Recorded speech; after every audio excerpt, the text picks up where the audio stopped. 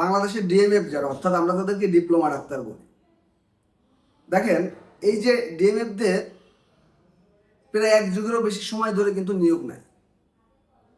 আবার ওরা প্র্যাকটিস করবে, প্রাইভেট প্র্যাকটিস করবে, সেটাও করতে দেবে না গালাগালিতে এমবিবিএস।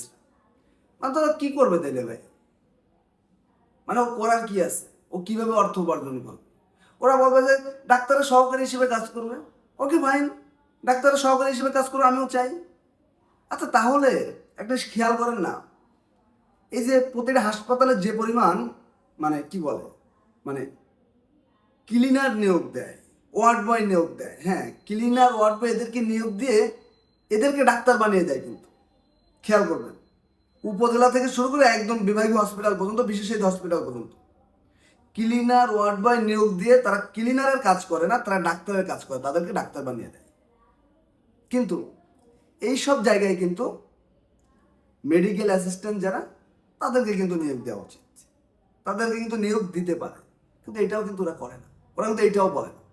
মানে ধরেন, ওরা এত বড়, মনে করেন গান্ডু মূর্খ, গালিদেন বিবেকদেরকে বলতেছে, ওরা এত বড় গান্ডু মূর্খ, এমন এত বড় পিচাস, ওরা আপনাকে বাধা দেবে, ওরা বলবে এটা করবা না তুমি। ওকে ফাইন, মেনে নিলাম। কিন্তু আপনি যে কি করে অর্থ উপার্জন করবেন, কিভাবে সার্ভাইভ করবেন, ওই পথও দেখাবে না। দেখেন, আপনার একজন ডাক্তারের সাথে বিভিন্ন জায়গাতে, ডাক্তার যখন আউটডোর চেম্বার করে, ডাক্তার যখন আপনার কি বলে আপনার ওটিতে থাকে, ডাক্তার মানে সব কিছু মিলায়, যেহেতু ম্যাথস থেকে ওরা যারা পাস করে, ওরা মেডিকেল অ্যাসিস্ট্যান্ট হিসেবে ওদেরকে রাখা হয়, চিকিৎসা সহকারী হিসেবে।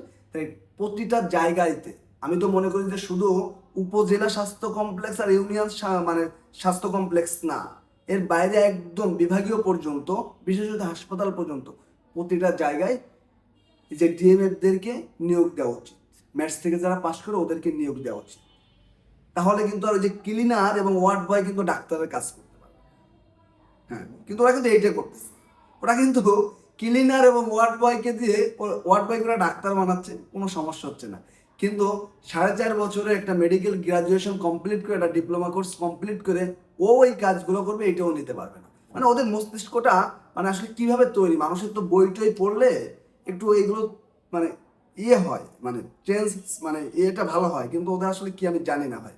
আর ওরা আসলে কি হয়, ওরা তো অনেক মেধাবী, মানে ওই যে এত পরিমাণ পড়াশোনা ওদের, ওরা পড়তে পড়তে মানে ওরা একটা মানে কি বলে, এতটা আত্মকেন্দ্রিক মেন্টালিটি তৈরি হয়ে যায়, মানে আমি আসলে বুঝতে পারি এরকম কেন ভাই।